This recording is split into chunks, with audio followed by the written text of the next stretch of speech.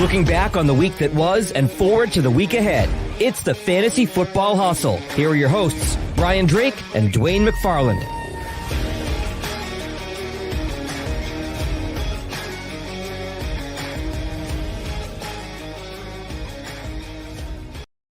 All across the fantasy universe, welcome in everybody to this 4th of July Best Ball Spectacular on the Fantasy Football Hustle, powered by Pro Football Focus. Hope you guys are enjoying your 4th out there. And there's no better way to spend it. You've got hot dogs, you got burgers, you got some beers out by the pool, and you've got a best ball draft with your boys Brian Drake and Dwayne McFarland. We're over at Underdog, getting ready to start our draft here. Starts in about a minute. Dwayne, you've been cranking these out left and right. And am I correct to say you have the first pick? Yeah, I do have the first pick. Look at this. All right. Nothing wrong there. Where were you at? 7. 7. Actually prefer 7 to 1. I like 7 over 1. All right, let's put the draft board up here so people could see it. Drake, you got your NFL schedule ready? You got your week do. 17 ready? Look at you. Look at you. All right. I got my NFL schedule for week 17 up. All right. You going to put up the board? There you go. Yeah, I got the board right there. I actually need to change how we do that. So we'll get to that in 1 second. Oh, so are you going to get anything crazy here at the 101? No, I'm just taking Jonathan Taylor. Look, Jonathan Taylor's not the best number 1 profile we've had, because he's got the questions around his receiving profile. We know Nyheim Hines is a really good receiving back. They did give Jonathan Taylor more of that work later down the season, but Colts are a run-heavy team. Definitely could need to pass the ball a little bit more, may not lead as much, but they still want to run the ball pretty much in every scenario. And if you want exposure to Jonathan Taylor, you've got to do it at the 1-1. I think you could make an argument that CMC should be the number 1 overall pick, just because I think that his upside is probably, 50 points higher than JT if everything works out perfectly because of the receiving profile. But again, that's the way it works. If you want exposure to Jonathan Taylor, you got to do it at 1-1. So when I get 1-1, I got to take him, Drake. I haven't had 1-1 that often. And of course, if you guys want to get on the act, go over to underdogfantasy.com, sign up and use promo code HUSTLE. We're going to match your initial deposit up to $100. So what a great way to get in on these Best Ball Mania $25 drafts. You put $100 in, Dwayne and I are going to match you and get you 4 more entries into Best Ball Mania. $100 initial deposit entry match up to $100. I'm on the clock with my pick here, and let's see. Who do I don't have a lot of exposure to. No, I'm going to do this. I think Dalvin Cook is going to be the number 1 running back in fantasy this year, Dwayne. I think he's going to be the number 1 running back, and CeeDee Lamb is going to be the number 1 wide receiver, and I'm going to try to get both of them to start this draft. Okay, I like it. My pick there's Eckler. It's easy for me. He was my other choice. Yeah, just the schedule's so much juicier, and you can stack him against Rams. You can stack him against Chiefs. You can stack him. All the AFC, NFC West. It's like all in the palm of your hand. But I do like Dalvin Cook. I don't see the reason people think he's going to be the number 1 though. I don't really think the offense changes much, if anything at all. Pretty similar, to be honest. The only difference is that we get more 11 personnel. With the Vikings. I think the big thing is Dalvin's a really good player, period. So that is what puts him in the number 1 overall range of outcomes. And I do agree. I think that Dalvin has that in his range. I also get a little bit scared just because it's like every year we got to deal with like two weeks of like the shoulder thing, so that, but at the end of the day, like, yeah, I like getting Dalvin at the end of the first, but I can see an argument for him at the middle of the first. Just a little more flexibility with Austin Eckler's schedule, and I think also just a little bit better offense. Although I think Minnesota's offense is going to be really good. All right, what just happened to? See, every time I try, I have 3 screens in front of me, and I always start losing stuff. Like, where did this go? Uh-oh. Now all my windows went away. Oh, now they're back. Okay. This is why I don't work in IT, folks. Well, we're kind of getting back in the swing of things here, Drake. It's been It's been a couple weeks since we've drafted one of these. No question about it. So you started JT. I'm on I can't even find my screen where I can pick a player from. It has vanished on me. So just X out the draft board for a second and find your bearings here. You got one pick until you. Aaron Jones just went and CeeDee Lamb just went. Okay, I got it back. Thank you. Okay. Oh man. So it's the 4th of July weekend. We're getting excited here. I'm on the clock. I'm going to take Deebo Samuel because I believe my guy CeeDee Lamb was already gone. He went 2 picks before me. So again, you guys can go back and listen to a podcast that we're dropping about Dwayne's most owned players in best ball. He's got a great article up over at PFF about the schedules and who you want to focus on in terms of building your roster because of the schedule. And a lot of it, folks, it comes back to the AFC West and the NFC West. And if you can get players on those teams, it's just going to help you. And Dwayne, I'm sure we go through this. You're going to explain a lot more of that, but Deebo fits in there. High octane offense. This guy's going to get a lot of touches, can create after the catch.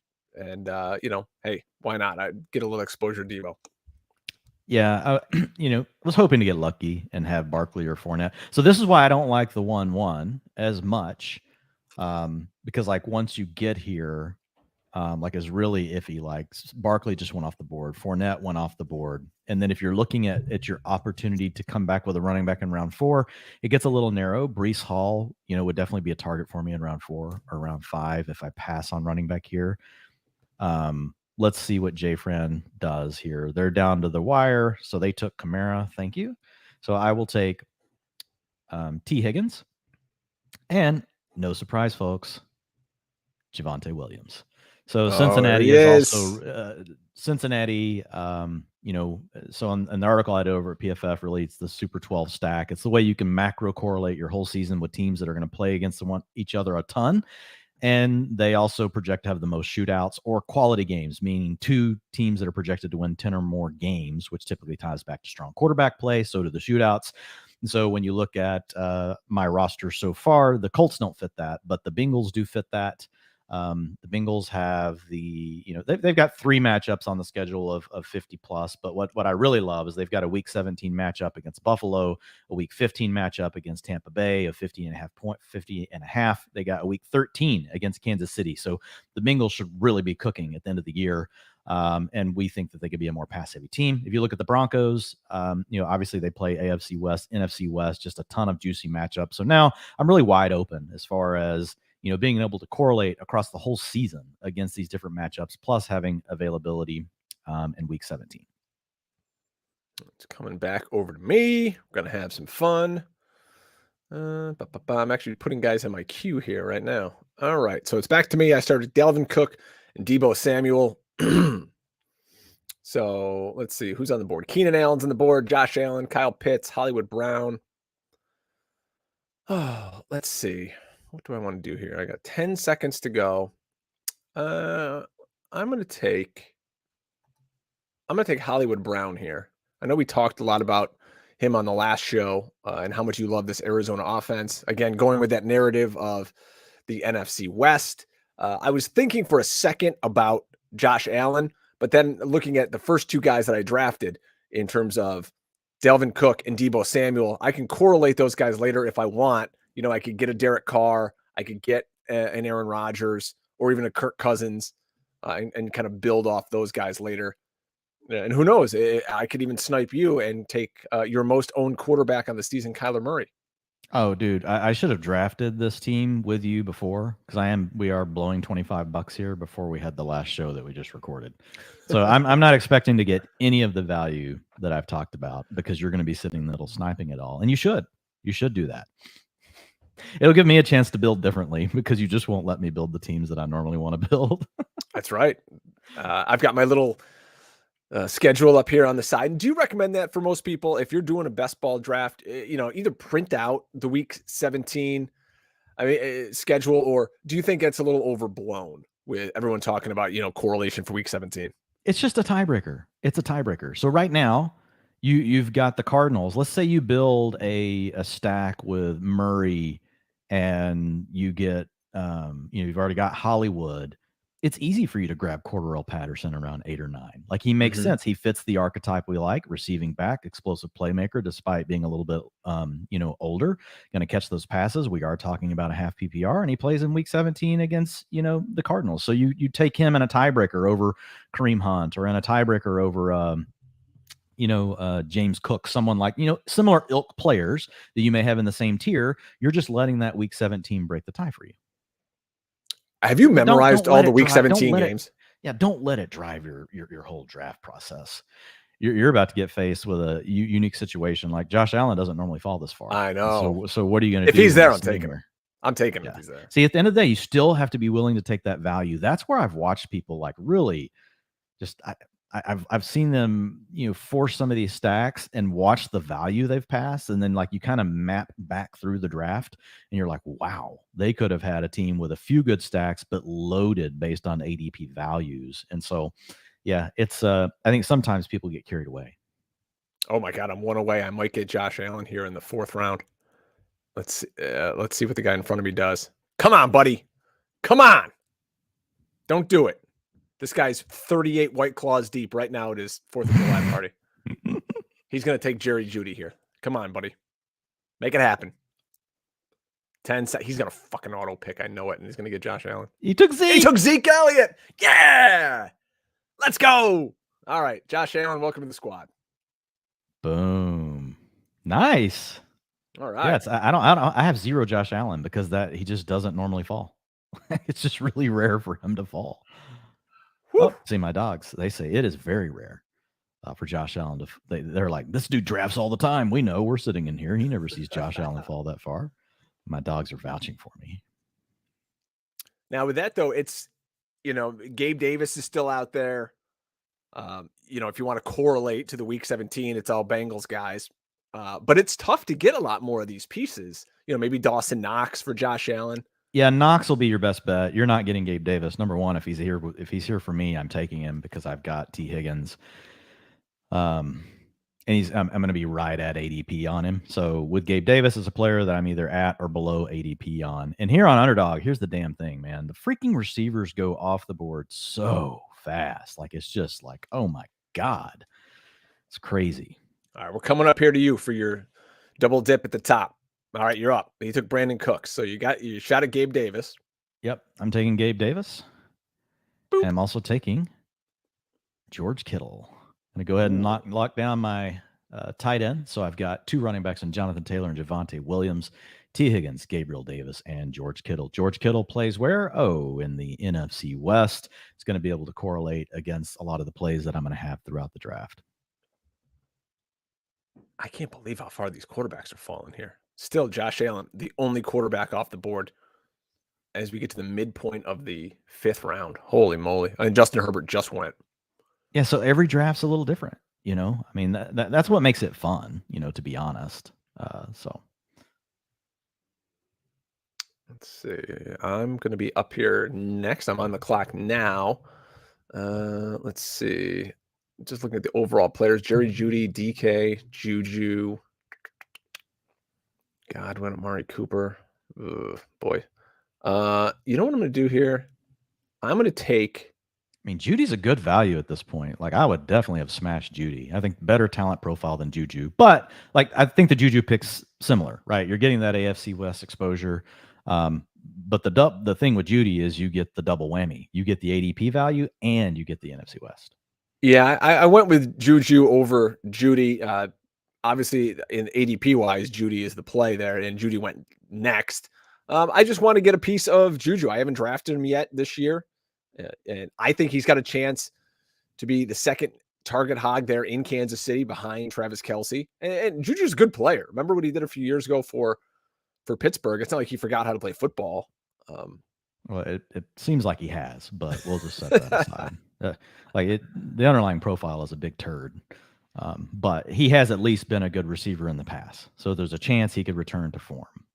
But yeah, his underlying targets per route, yards per route run, PFF receiving grade, all in the complete trash. And people want to blame it on Ben, but it didn't bother Deontay Johnson. Didn't bother Chase Claypool. So I think Juju has major concerns with his talent profile, but gets to play with Patrick Mahomes. He Mhm. has been a wide receiver 1 and a wide receiver 2 before. So I think, I think it's fine. It's one of my least owned players, though. I've just kind of come to grips with it. Like with where people are on Juju, I'm just going to take him when he slides. I'll be back up here again. And the thing you have to remember, like with these, is like if you're trying to draft 20 of them, Mhm. really taking those discounts when you can get them, because you may never get Jerry Jeudy at a basically a full round discount again the whole time you draft. So I think your logic behind the picks is good. Like with Juju, you're still taking a very similar player. It's just like I would let the tiebreaker be ADP. Coming up here again for my next pick here at 66th overall. I still only have one running back in Delvin Cook, and I'm now on the clock. I'm looking at Antonio Gibson, A.J. Dillon, Miles Sanders, CEH. Next round, I could probably get him. Let's see. Where do I want to go here? You know what I'm going to do?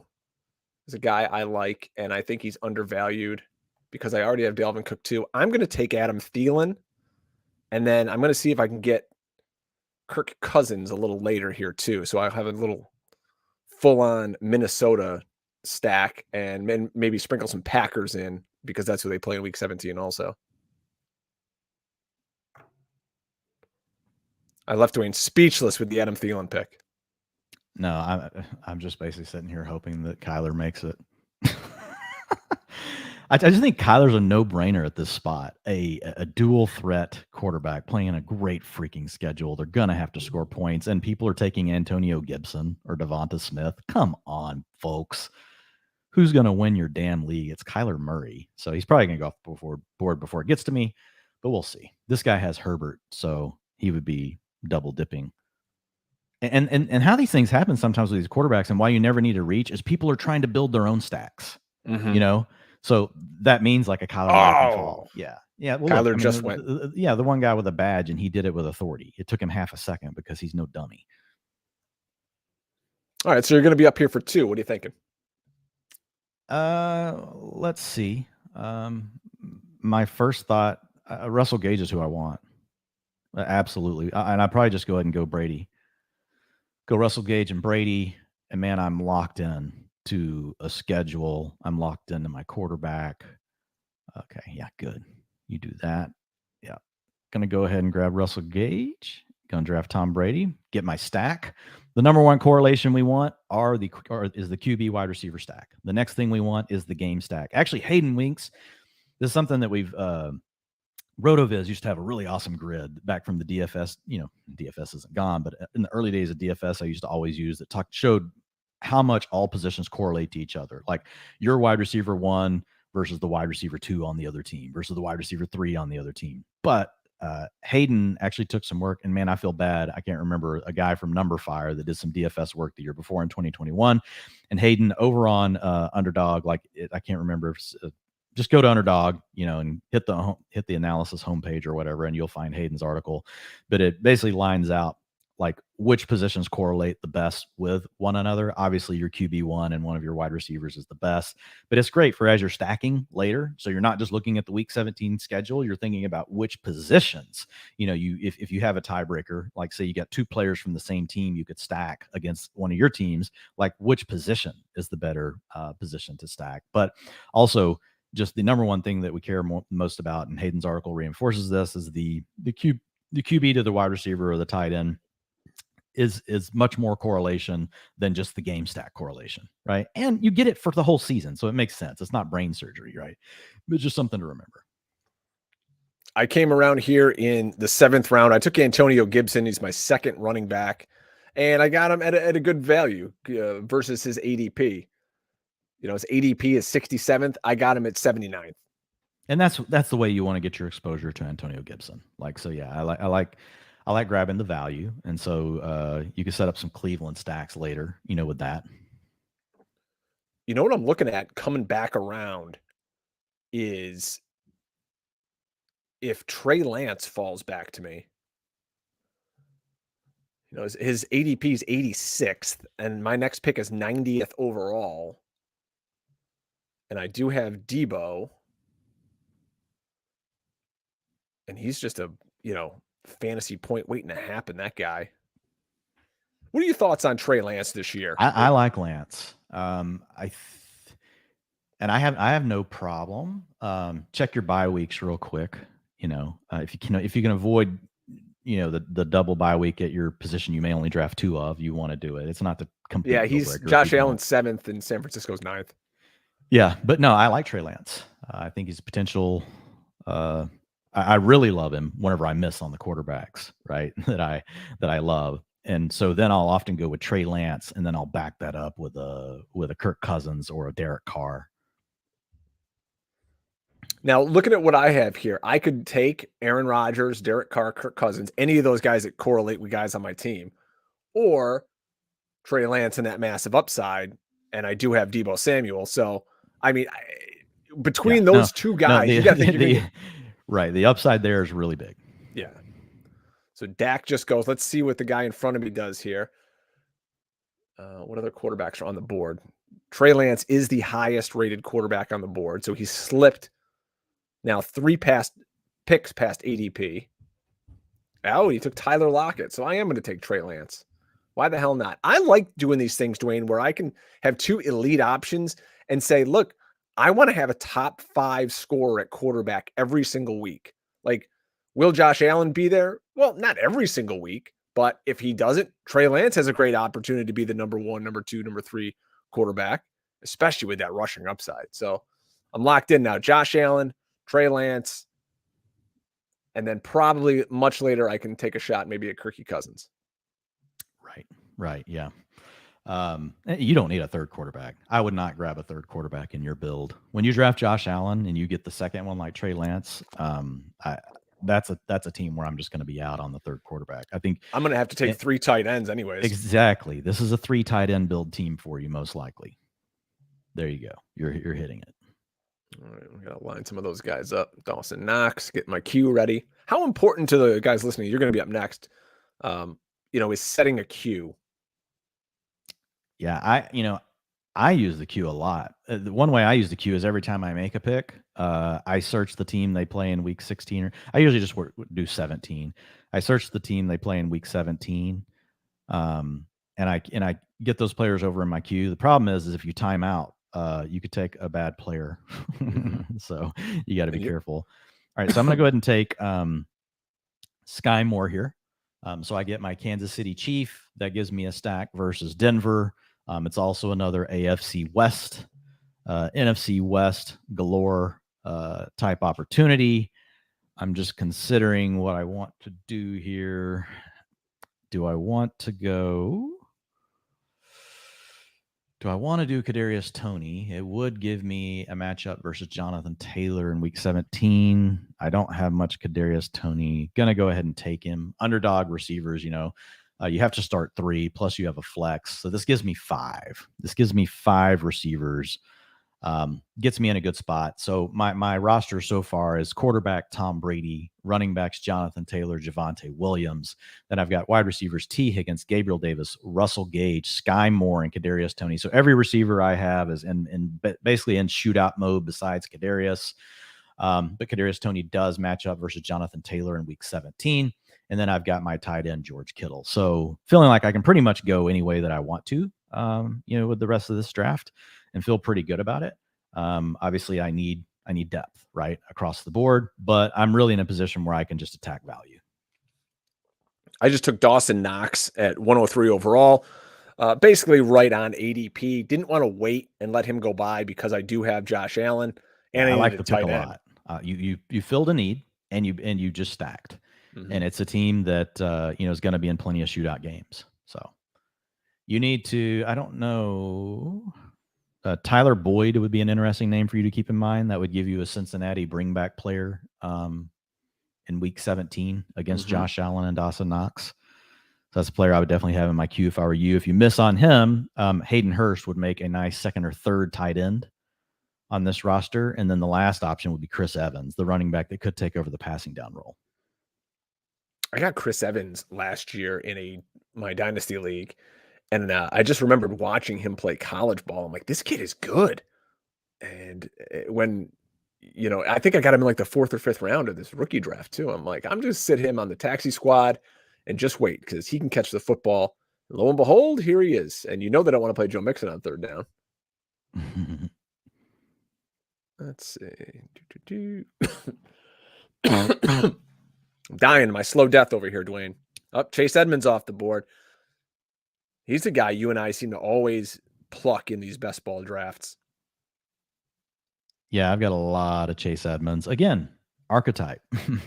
Receiving back, explosive profile. Like, love taking those players like that. I'm back up here in a second, and if he falls to me, I'm taking Cordarrelle Patterson, and he did fall to me. 14 picks past ADP for Cordarrelle Patterson. Easy pick, and it correlates week 17 versus Marquise Brown for you. So you get value plus a correlation, and you get an archetype.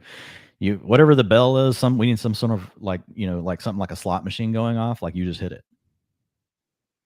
And nobody loved Cordarrelle Patterson more than me last year.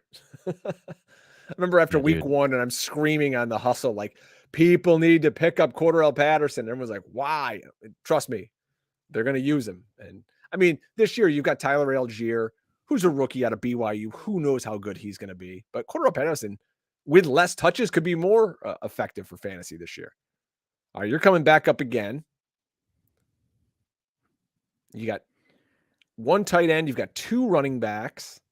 Brady is your QB. Khalil Herbert. So I'm gonna go ahead and take Tim Patrick, just another Bronco. That gives me a 2v2. Well, I still need it's gonna be a 2v1 and versus the Chiefs in week 17. Got tons of correlation all throughout the season.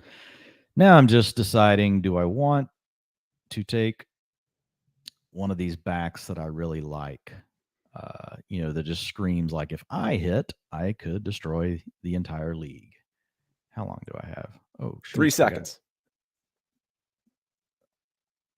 I probably just auto pick something bad. Kenny Galladay. Oh, yay. Well, I can stack a New York Giants. Like, I don't know why I let that happen, but the pick should have been Rachaad White. Like, that's who I was going to go for, but it's fine. I was just looking at the backs. But I considered Jamison Williams at the last second. So, wow, I have Kenny Galladay for the first time on any roster, but it's okay. Like, I've got it with Tony. So that means I could do Daniel Jones later. He's a player that you can easily get later.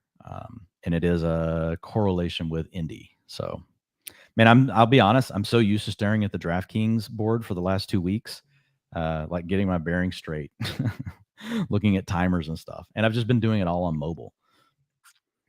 It is very different. I know what you mean. And also, this is a Best Ball Mania draft. This is $25 entry. There's big prize money here, $2 million to first place. They're giving out $10 million in prizes, I believe. You're going to want to use our promo code HUSTLE to get in on this yourself. $100 matching bonus on your initial deposit. But you're going to want to eventually start getting different than everybody else because you can't have the same roster as 5 million other guys. You're not going to win. So this is the point in the draft here, too. I'm looking around. I'm going to take, let's see, it's a little bit of a value. I'm going to take Jarvis Landry. Who knows what happens with Michael Crowder Thomas? Still there? Huh? Was Crowder still there? He is still there. I think I might be able to get him on the way back. That would have been the pick. Like, that's the pick though, because you got Josh Allen. Like, number one thing you want to do is correlate to Josh Allen. But yeah, I mean, fine. If you get Crowder coming, when I just look at the top of the queue and I see Crowder and I see Landry, it's like, there goes Rachaad White. So let's see here. I'm going to load my queue back up. I was having to reorder some stuff. The Galladay pick actually ended up being better than what and that's why I'm saying if you're working a queue using it the way I am, which is basically just to keep make sure you're reminding yourself of where your correlations are, for later in the season. If you don't at least keep it in order of ADP, which means you have to constantly be reworking it. You could have thrown, for example, like Kenyon Drake over there, right? He's ADP of 214. You don't want him at the top of your queue.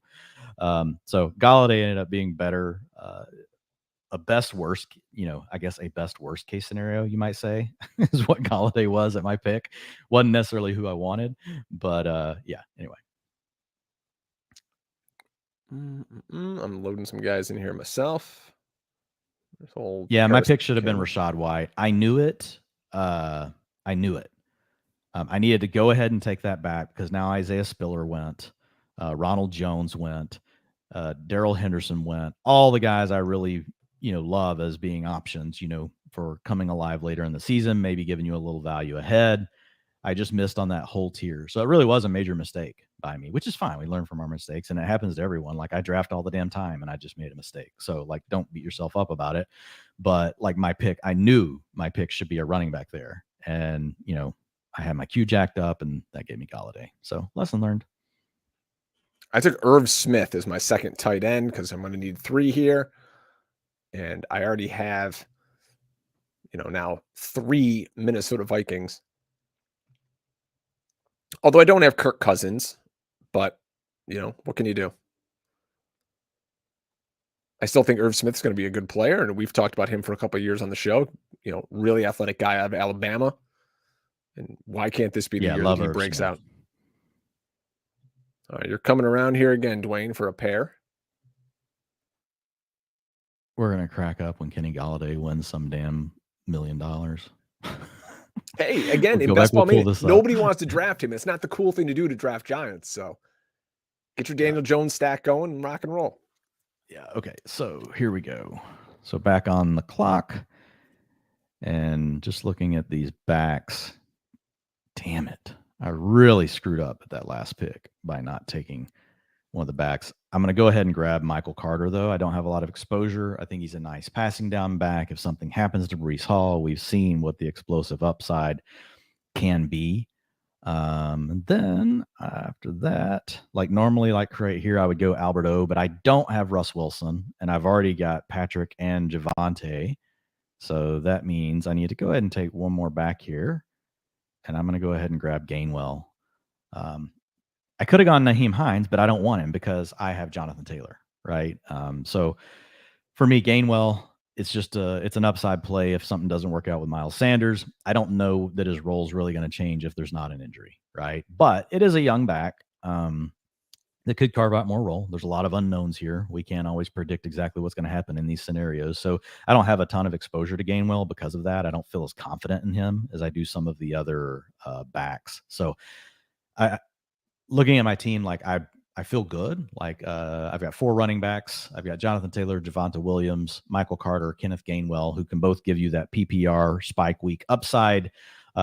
Also could take on bigger roles, as young guys that could ascend at wide receiver.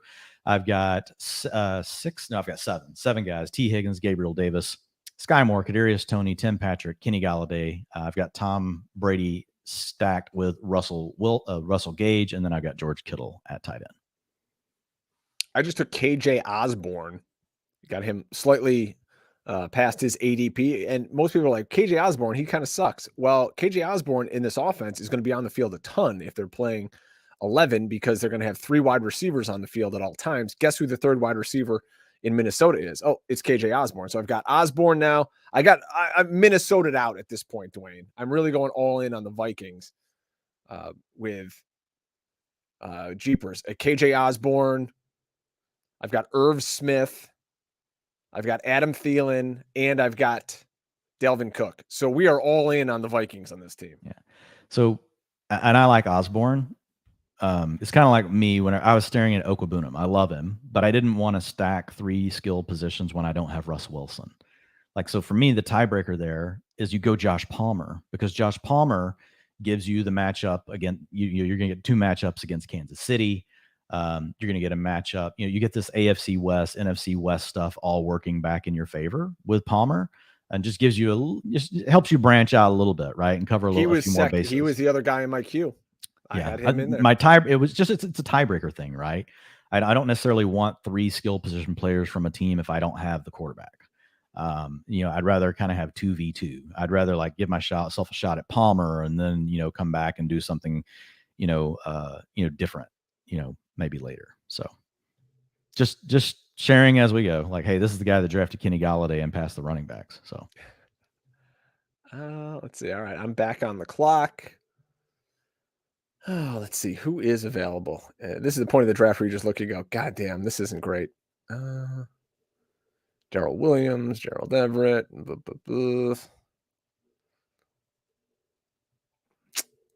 Boy, oh boy. There's not a lot here. I'm leaning Robbie Anderson. Yeah, Anderson is not bad. And I know you like him, but he's a player that can give you that big spike week. Yeah. You don't have any bucks, but that's okay. Again, not everything's about week 17. Week 17 is really your tiebreaker. So yeah. Right. And who's to say week 17 he can't catch 2 touchdown passes? I mean, you don't know. Right. And he went in the same round as Terrace Marshall. Terrace Marshall went ahead of Robbie Anderson. I'd venture to say Robbie Anderson's a better player if you just look at what he's done in his career. Terrace Marshall coming off a really quiet rookie season. Yeah, Marshall's like someone you take in the last round. That I don't know why that person reached so far for Marshall. Usually Marshall, it's the news cycle stuff. Usually Marshall's free. Yeah, so you just don't buy those stupid news cycles. That's what we talk about all the time with folks. Just don't buy the news cycles. You lay off the news cycles, you do yourself a big favor.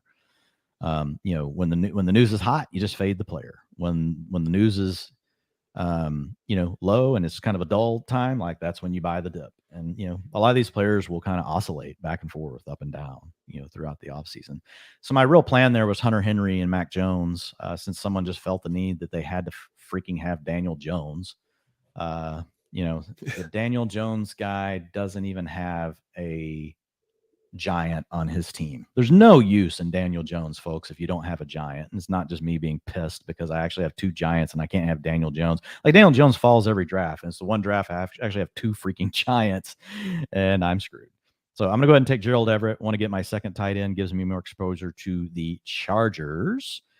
And then I really have to consider taking my second quarterback here. I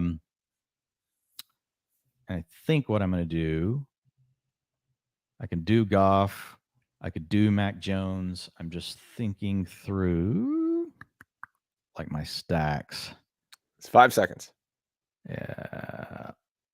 I'm going to go ahead and take Goff. There's not really much I can do from a stack standpoint, which I hate. So yeah, that's just the way that works.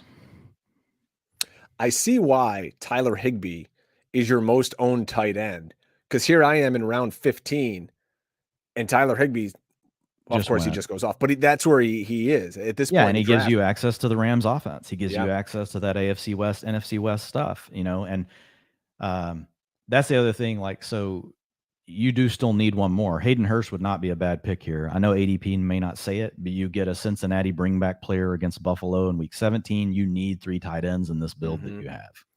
Yeah, because if it's not him, there's Noah Fant, but God only knows what that offense is going to look like. Right. I mean, out there, Gronk, who knows if he's going to play. Logan Thomas, he's all sorts of banged up. Taysom Hill. What do you think about Taysom Hill this year? Is just a tight end? I'm just not messing with it. I think the best case, what you're hoping for is Jameis Winston gets hurt and they think Taysom Hill's their best option at quarterback. Now, if that happens, oh my God, what he gives you at tight end for those weeks, if he's playing quarterback, he's going to rank as, a top 3 tight end. That's what you're hoping for with Taysom Hill. Mm-hmm. So we're down to the final 3 rounds here, Drake. Why don't you let folks know what your team looks like so far? So my team that's going to take down this whole thing is Delvin Cook, Deebo Samuel, Hollywood Brown. Then Josh Allen fell to me in round 4, so I took him there. Juju Smith-Schuster, Adam Thielen of my Vikings onslaught, Antonio Gibson, Trey Lance. Then I go Dawson Knox, Cordarrelle Patterson, Jarvis Landry, Irv Smith, CJ Osborne, Robbie Anderson, and Hayden Hurst. I was looking at Paris Campbell for my next pick. He just goes off the board. I'd like to get another running back here. Some of the running backs I'm high on at this point. Jamal Williams, a guy we talked about from Detroit. J.D. McKissick. I already have the one running back there, and Brian Robinson. So both the guys I had queued up, I already have Antonio Gibson. Deonta Foreman is another guy, you take a shot on. KJ Hamler at wide receiver. Curtis Samuel. Yeah, Hamler gives you that AFC West, NFC West backdoor to some of the stuff that you've got. You've got Juju on your team. So you passed on Judy earlier. Like that's, Hamler's one of these guys, like he needs some things to go his way, but we know that his profile fits really well with what Russ Wilson likes to do. Attack the slot down the field, and Hamler can give you that. So I like that pick. And I own KJ Hamler in a few dynasty leagues. So I mean, it's me pulling for him all over the place. And these last two rounds, round 17 and 18, it can really just kind of fire some shots on some running backs and we'll see who hits. Only being an 18-round draft, there's still a lot of talent left on the board. Zamir White, a guy we talked about on a previous show. Now they're all going to go off the board right in front of us. J.D. McKissick, Jamal Williams. Yeah, it's just that point in the draft where there's not much you can do about it. It's just going to happen. Yeah. So I would have liked Jamal here just because we know he has the receiving profile, and it would have given me something with Jared Goff. I don't like having a quarterback like Jared Goff naked, but at least I have Tom Brady, so that makes things, a little bit more palatable. But I could go, here's what I'm going to do. I'm going to go ahead and draft, draft Mac Jones. It gives me, and I don't necessarily like 3 QB build, but just the way this roster fell and Mac Jones just fell way past ADP, he just kept falling. So it's like I'm going to take him here, and then I'm going to go ahead and take Kendrick Bourne with him. That gives me a QB stack. I wish I wouldn't have even taken Jared Goff, to be honest, like now, just the way this worked out. But it is what it is. So I'm okay with the 3 quarterback build. They all have different bye weeks. So, I mean, not that is a must have or anything, but I'll take it. Now all I got to do is take Kenyon Drake in the last round with my last pick, and life is complete. I'm lining up some guys here that I like it. Running back deep shots, Deonta Foreman in Carolina. Because what happens if CMC goes down again? We saw Foreman come in last year. Don't forget Isaiah McKenzie on your build with Josh Allen. All right, we'll see. Let's see. He's way down there. James Washington. But it's one of those things when you're right? When you get to take Josh Allen at a discount and you took Dawson Knox, and then let's say Isaiah McKenzie's really the starting slot receiver and we don't know yet for Buffalo, like he's going to be a 12th round pick when that news breaks, and Jamison Crowder is going to dump, right? So it's like you got Josh Allen, like, so McKenzie is a strong consideration, outside of the runners. If you want Zamir White, you got to take him here. And that's who I'm going to take. Yeah. So then coming back, see if you can get McKenzie. Because I know these running backs are going to fly out. There goes Kenyon Drake right after. So back-to-back Raiders. Like, Kenyon Drake doesn't get drafted half the damn time. As soon as I say his name, there he goes. It's fine. Hassan Haskins, another guy in Tennessee, is going to be backing up Derrick Henry. Sony Michel in Miami. I think he has a great chance to be there between the tackles guy. We know they've got Chase Edmonds, but he's not a great between the tackles runner. They've got Raheem Mostert. He gets hurt, drinking a cup of water. So Sony Michel, to me, it wouldn't shock me at all if week 7, 8 into the season, and there he goes at the end of the 17th round. Sony Michel is a viable role on this Dolphins team. Yeah, Sony I had in my queue as a potential bring back against Mac Jones and Kendrick Bourne week 17, also for the reasons that you just stated. If you had to pick one player on the team to be like, hey, at the end of the year, like who could lead the team in early down carries, I think Michel could be the guy. There's your boy Zay Jones going off the board in this final round, followed by Randall Cobb. 1, 2. Now I only have 4 running backs on this squad. 1, 2, 3, 4, 5, 6, 7. I have 8 wide receivers. I'm back up on the clock. Which at this point doesn't really matter. It's honestly like, what's the best correlation to your team winning? I would smash Isaiah McKenzie in this spot. I'll do it for you, Dwayne, just because we're friends. There you go. If it wasn't there, I had Chris Evans lined up and Hassan Haskins or Tyler Beatty or Batty, however you want to say the kid's name, in Baltimore. I really think that he's got an opportunity to win a role, maybe as their third down back. It's just tough to imagine it being anything because they don't throw to the backs on third down. We have too many guys that we're dealing with. Like he needs like multiple injuries for shit to go his way. Like it's that's what happened to him last year in that role. I know, but it's like, is it really going to happen again? I like the other bets that you threw out there much more. I like Chris Evans by miles and miles and miles more than Tyler Beatty. Because I feel like Evans could just take over the backup role. It's Samaje Perine, right? And it's a pass heavy offense. If they want to stay pass heavy like they were at the end of last year, then it can make a lot of sense, to give Chris Evans more work. And if Joe Mixon goes down, wow, like Evans could be a rocket ship. Like Tyler Beatty, like everybody in front of him could go down. He's still not going to be a rocket ship. You got one pick left here. What are you looking at? I'm looking at Evans or Pringle. Pringle would at least give me a reason to have Jared Goff in existence, but I'm not that excited about Pringle. So Evans is at the top of my queue. Haskins is a guy that I really liked early on, and I honestly just don't take him anymore. And I think it's just because the more I think about it, it's like, man, it's a 6th-round profile. Dontrell Hilliard was good last year. Yeah, Derrick Henry is old, and he's got a lot of work on him. Like, so that could be problematic. But at the end of the day, it's just like, man, I don't know. I just Haskins, like, would it really surprise if he just got cut? I guess that's where my mind goes. And this he's really not that great of a player. So I got some exposure early. May draft him some more, but it's like he's a guy I just want to kind of chill out on now and just let's see what training camp tells us about him. So the pick was, it says my draft is done, but you got Chris Evans with your last pick. Okay. Yeah.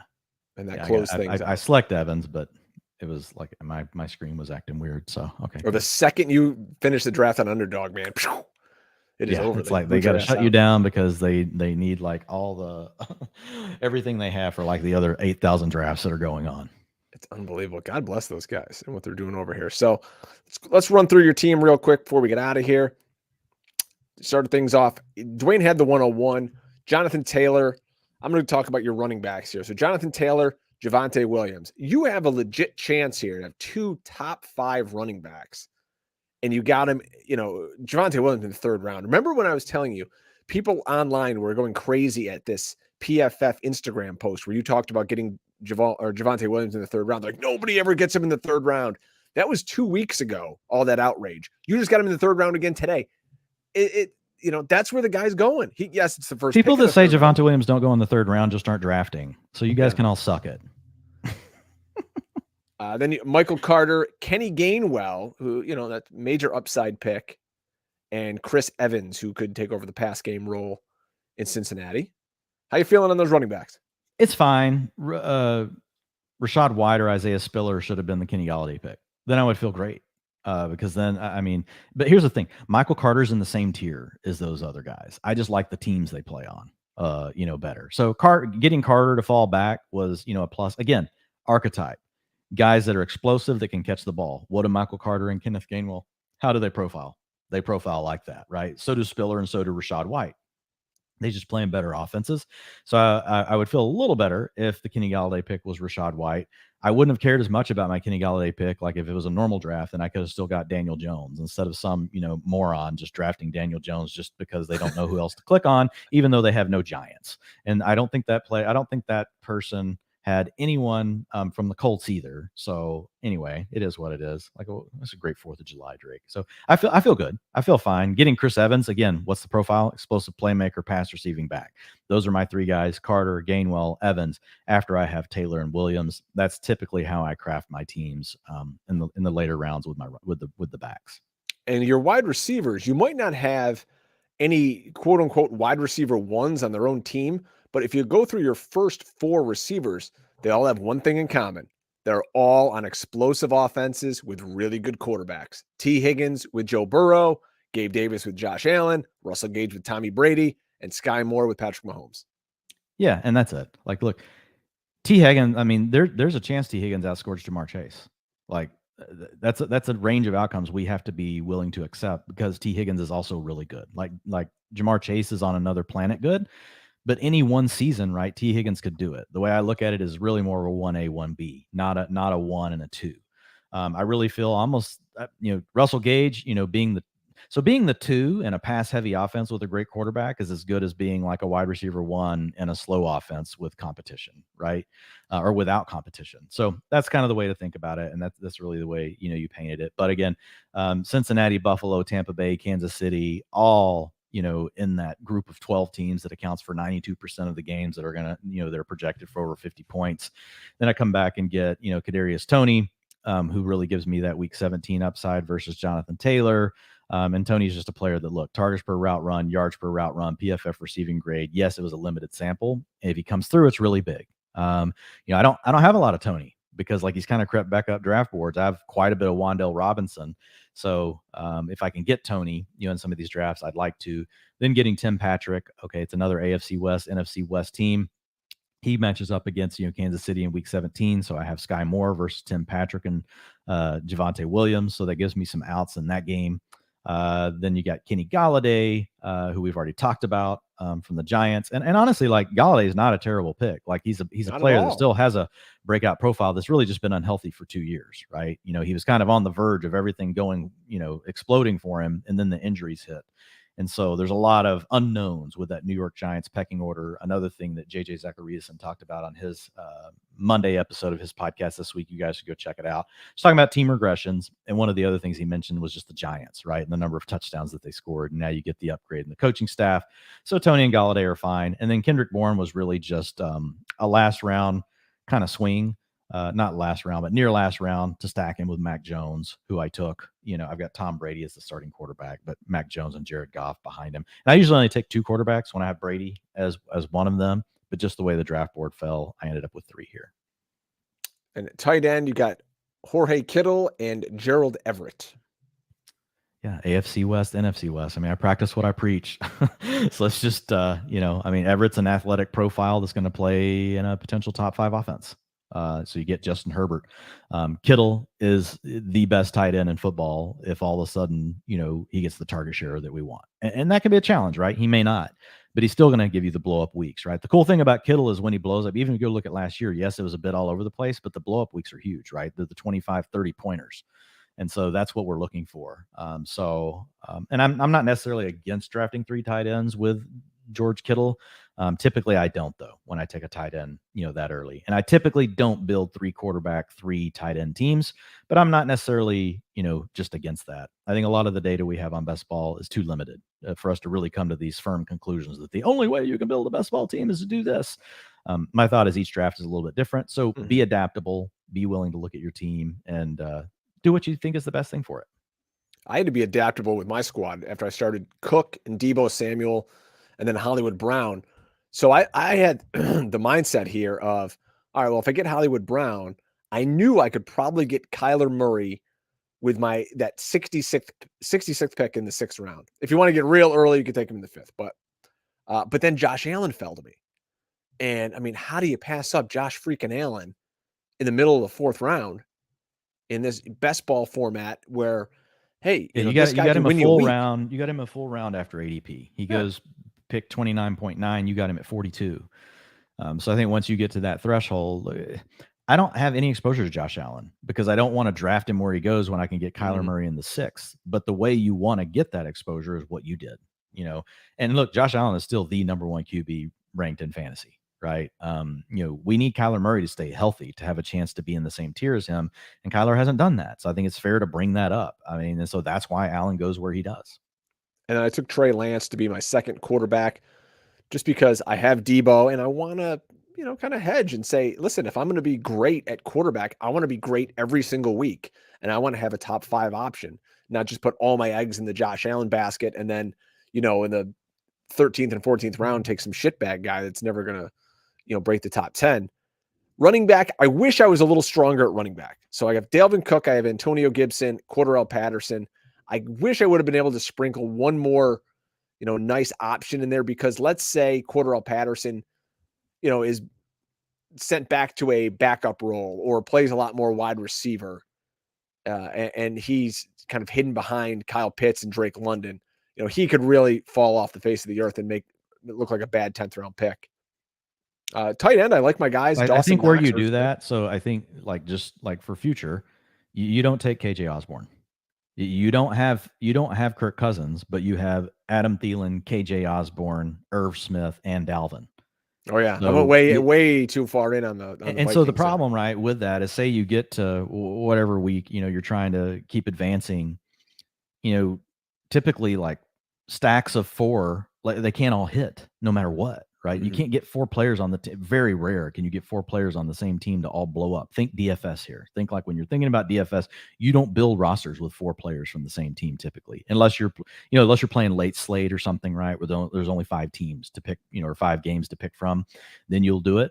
But that's the thing to remember, that later, those shootouts, like for the season, it'll be fine, right? One or the other can shoot out for you every week, but you need Minnesota to stay in shootout games, which they could. I think they have the kind of offense that could do that. They also have the type of defense that could promote them needing to score a lot of points. Unfortunately, they're going to play a lesser Packers offense, going to play a lesser Bears offense.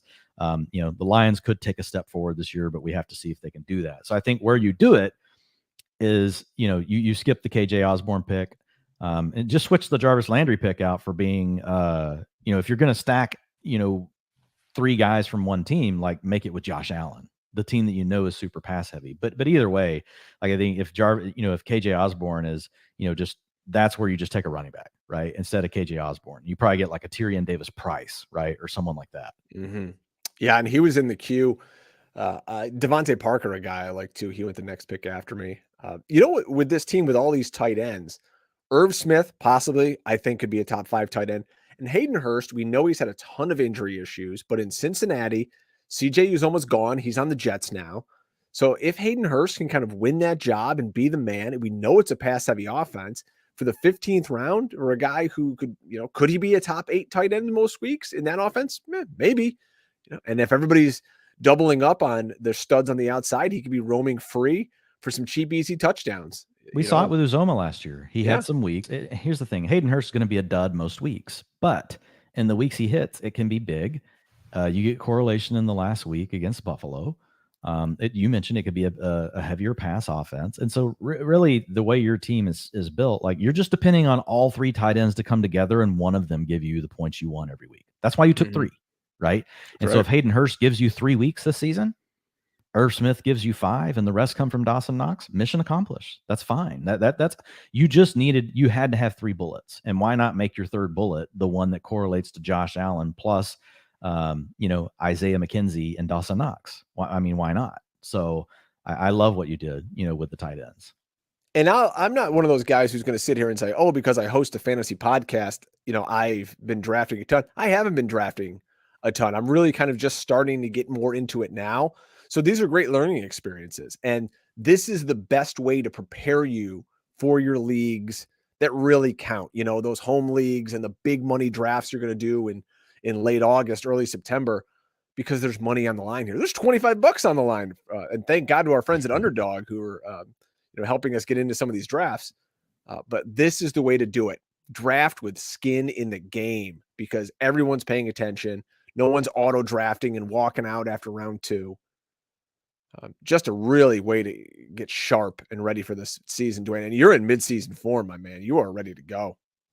Hey, but it's still easy to make mistakes. Like it's like you mentioned, you're still getting up and going. So it's like, just don't be too hard on yourself. And I know that I like give you like the critical feedback, but it's just to help you. And honestly, it's for the listeners. Like, it's like, hey, how I might've thought about that pick differently. But I thought you made a lot of picks that we love too. Like, I know you're a little worried about your running backs, but like a 4 running back build isn't the worst thing ever. You've got Dalvin Cook, Antonio Gibson, and Cordarrelle Patterson. Cordarrelle Patterson's really your RB2. Antonio Gibson's your RB3. So Patterson, when you made that pick, it gave you the flexibility, to just think about how to attack the other spots on your roster. You knew you were going to need the 3 tight ends. If you could change one thing about your draft, I agree with you. It's just, trading out one of those receivers for another back so that you could have had 5. But overall, like, I think it's still, a good draft. And speaking to like getting back in the rhythm, like I've been drafting on DraftKings for 2 weeks and you come back over to Underdog and jump into I haven't drafted, using their platform in 2 weeks. And so like, just like familiarizing, like knowing, like for whatever reason, I couldn't see like where my timer was on the clock. Like but you knew where it was and you were telling me, and that's when the Kenny Galladay pick happened. So, yeah, it happens to everyone, man. They owe Kenny Galladay $40 million. That's what he got guaranteed. So I know it's just that I already had Kadarius. Like I don't want to be Giants are an offense I want to be loaded on, right? And if I am going to be loaded on them, I damn well need Daniel Jones. Daniel Jones. So, why did that guy at the end? It's fine. I'll take him. Look, there's worse things than some dude sniping Daniel Jones. It just so happened that it's the one draft where I, timed out into Kenny Galladay. Oh man, well, it's going to be the team that wins the million. We'll just laugh. What are the 4th of July plans for you? We've got a couple of places to go today. We've got a birthday party to go to for my niece, and then we are going over to one of my good buddies' house. We're going to hang out at the pool, grill out, and then maybe on the way home, there's another really good friend of mine that actually we do a lot of fantasy leagues together. He's having a get together over at his place, and kind of he just built a pool, so he's opening that up. So yeah, we're about to head out here in the next hour. How about you guys? Get the Speedo on and get ready to party.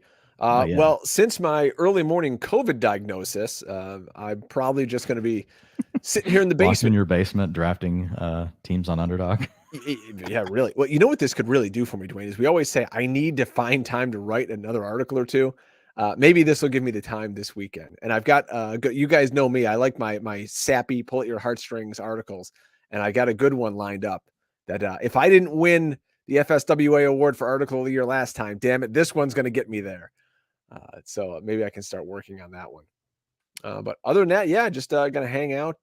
Kids were in the pool. My wife actually got the kids mowing the lawn today. I looked out from out my window here behind me, if you guys are watching on YouTube, and I see my 7-year-old daughter pushing a lawnmower across the lawn. I'm like, this is great. I got to get sick more often. Yeah, you're like, oh man, people are just going to sit around and take care of me. This is awesome. Shit, I'm going to order a pizza and hang out and watch some, WWE Network all day long. I start going upstairs, cough. I'm not feeling it today, guys. Let me know when the pizza gets here. Cool. Well, folks, thank you all so much for hanging out with us. We'll keep going on this all summer long with some of these fun drafts over at Underdog. Remember to use our promo code HUSTLE. We'll get you a $100 instant deposit match up to $100. You put 100 in, Dwayne and I will match it. You have $200 on Underdog to draft Best Ball Mania teams. It's 4 free Best Ball Mania teams just by using our promo code HUSTLE. There's no better way to get into the game than over at Underdog Fantasy. We thank them for their support of the hustle, and we will catch you guys on down the road. Thank you for joining us here on YouTube. Dwayne, enjoy the 4th, my friend. Yeah, you too, man. See you guys. Remember to never get out hustled or